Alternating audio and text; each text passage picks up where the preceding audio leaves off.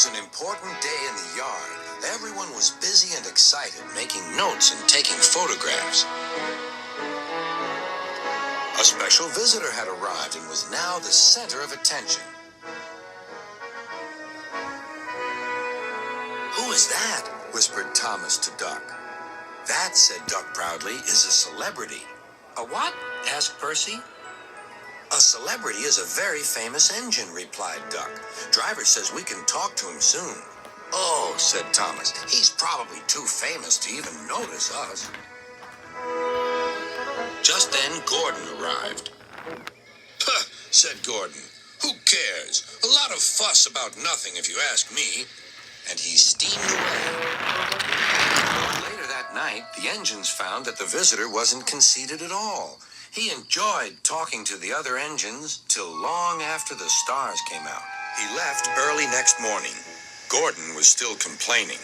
"Good riddance," he grumbled, "chattering all night. Who is he anyway?"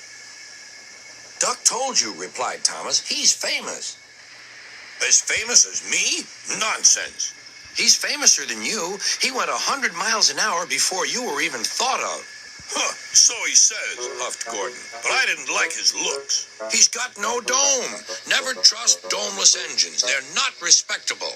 I never boast, but I'd say 100 miles an hour would be easy for me. Goodbye." Took some freight cars to Edward's station. "Hello," called Edward. "That famous engine came through this morning. He whistled to me. Wasn't he kind?" "He's the finest engine in the world," replied Duck.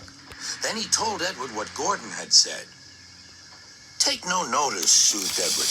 "He's just jealous. He thinks no engine should be famous but him. Look, he's coming now."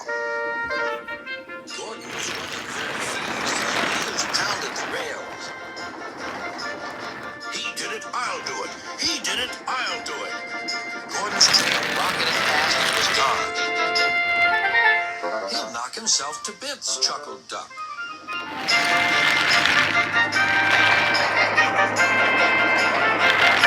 Gordon's driver eased him off. "Steady, Gordon. We aren't running a race." "We are, then," said Gordon, but he said it to himself.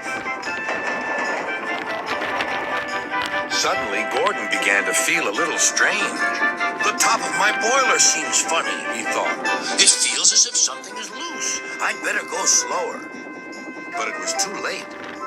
On the viaduct, they met the wind. It was a teasing wind which blew suddenly in hard puffs.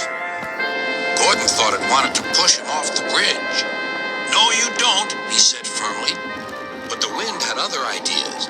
It curled round his boiler, crept under his loose dome, and lifted it off and away into the valley below.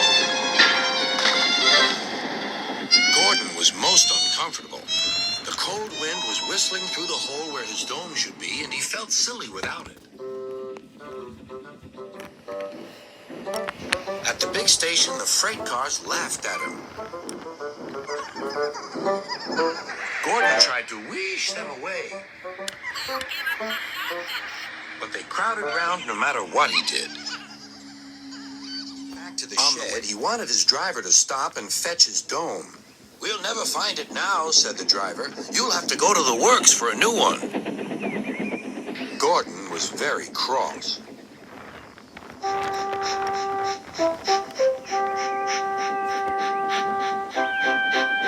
"I hope the shed is empty tonight," he huffed to himself.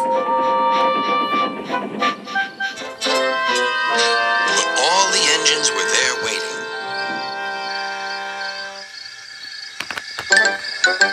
"Never trust domeless engines," said a voice from somewhere behind him. "They aren't respectable."